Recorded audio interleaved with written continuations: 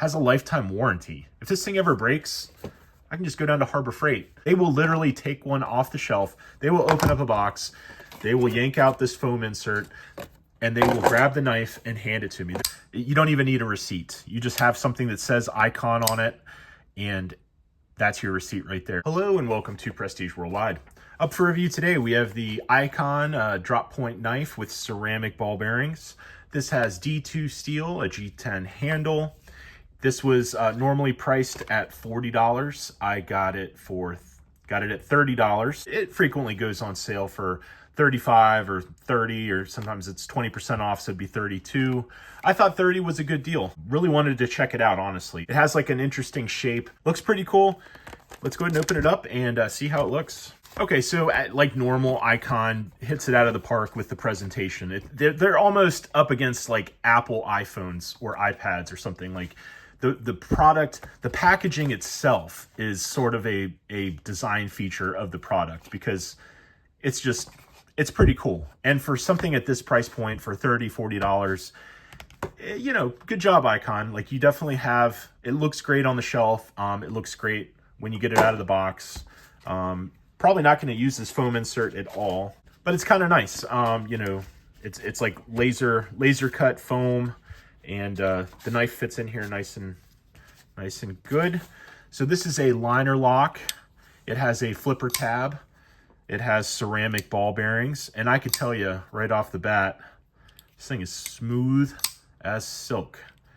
Very smooth. Seems to lock pretty nicely, or have a, not lock, it seems to have a nice detent closed, which it's important to me to have a nice closed detent. I don't like knives that, like, if you breathe on it or if you barely hit this tab, it's going to open. Because that way, if it's in your pocket and you have like a pair of keys, a set of keys, or you have something else in your pocket that could bump into this, you don't want the knife to just deploy right in your pocket. So it has sort of an insert, like a carbon fiber insert. Yeah, G10 handle with carbon fiber inlays provide additional resilience while staying extremely lightweight. Okay, so let's go ahead and weigh this thing, because it claims to be lightweight. So let's see where we're at. I'm guessing 3.7 ounces. 3.86, not bad. I brought out a few knives to compare it with. So let's compare it to the Ozark Trail D2. Now, this is the one that set the internet ablaze a couple of months ago, because it's just the coolest knife Walmart has ever made, because it's D2 steel and it has their axis lock on the back. So it's sort of like your Benchmade bug out, except it weighs like 50% more. So yeah, it weighs 2.8. And this was 3.8. This one seems to be, the Icon knife seems to be a lot stronger than the Ozark Trail. So I think it's worth the extra weight. Here's a steel wheel modus. This is another liner lock with a flipper tab. This one does not have ball bearings. It just has brass washers. One thing, though, about the modus that I like better than the Icon right off the bat is that there's jimping on the flipper tab. That is a solid move. It also has jimping on top of the blade, which turns into the thumb ramp when it's deployed. So you have jimping here and you have jimping back here. So your thumb can get good purchase on it. The Icon gives you sort of a choil, but no jimping up here. There's a little bit of jimping on the liner lock. It's not aggressive jimping. It's deeper, but it's more rounded. It's like a rounded over version of jimping. So, you know, for Icon's first foray into your premium knife category, not a bad job. It sort of seems like the blade doesn't even open all the way, because, okay, if you look dead on at this thing, the blade should open like to here, you know? I mean, just holding a normal knife, this thing seems like it's not even open all the way. It seems like if it was a normal knife, it would open that much, and it's only open, you know, like 3/4 of the way open. But it does feel good in the hand. It's a different knife. It's not standard knife. So I brought out this other flipper tab knife. This one's made by a company, another tool company. It's made by Crescent Tools. Now this one I got from Lowe's. It's actually a pretty solid little knife. It doesn't have as good of steel. This has like 5 CR, 15 MOV, you know, not the best blade steel. But it opens nice. It's a liner lock, flipper tab, etc. They have jimping on their flipper tab, and they have sort of half-ass jimping on the back of the blade, where your thumb ramp goes. So it gives you a reasonable amount. So just to compare tool company knife versus tool company knife, yeah, I think the Icon wins. You know, the ceramic ball bearings are nice. I can get over the contours and the rounded portion, and also D2 blade steel. It's much better than 5CR13 MOV for sure. Let's go ahead and check out the thickness of the blade and compare that. It is 0.12 or 3 millimeters. Compare that to the steel wheel Modus, and about the same. Compared to the Crescent. Crescent's a little wider, about 3.25, give or take. Ozark Trail D2 blade, that one's thinner for sure, 2.2 mils. So even though this one is, you know, about an ounce lighter than the Icon, you're gonna gain with strength in the blade. Also, the blade is wider sideways. So the blade is about 1.3/16", whereas the Ozark Trail is about a little less than an inch, and the Crescent is about the same as the Walmart one. Ozark Trail about 15/16. Steel wheel Modus, 1.125".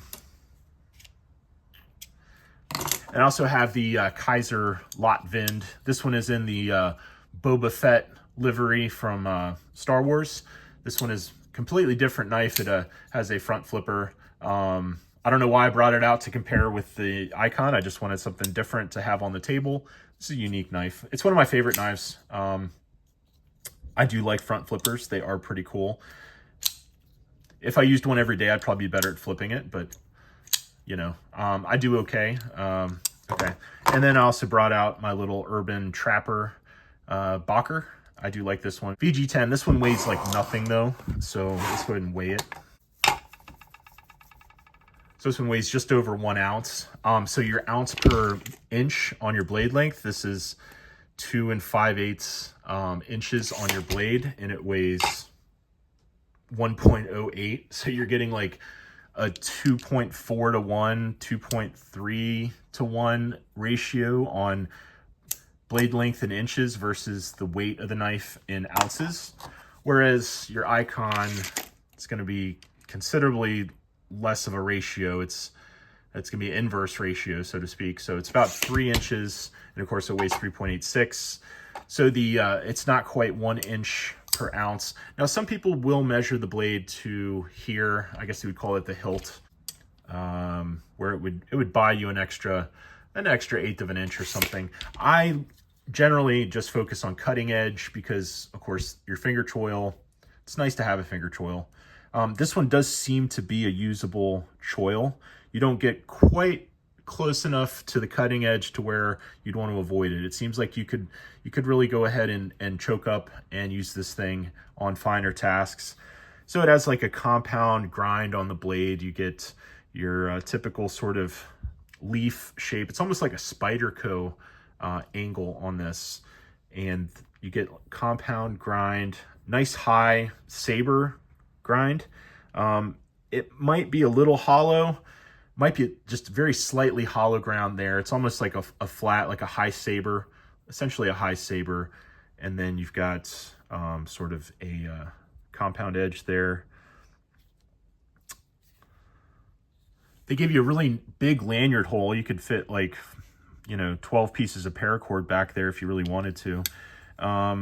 The pocket clip, it's robust. I like that. I like the fact that this knife is different than most of my other knives. It's not just check the box, and it's not trying to be something else. Like Icons, engineering team, their blade design team, didn't sit down one day and say, oh, let's make a Benchmade bug out. It seems Icon set out to blaze their own trail and make something a little different than what you would normally find in a pocket knife. And I totally respect that. I like this little red anodized aluminum around the pivot screw here. That's kind of nice. Seems like it's like a T6, T7 on your pivot screw.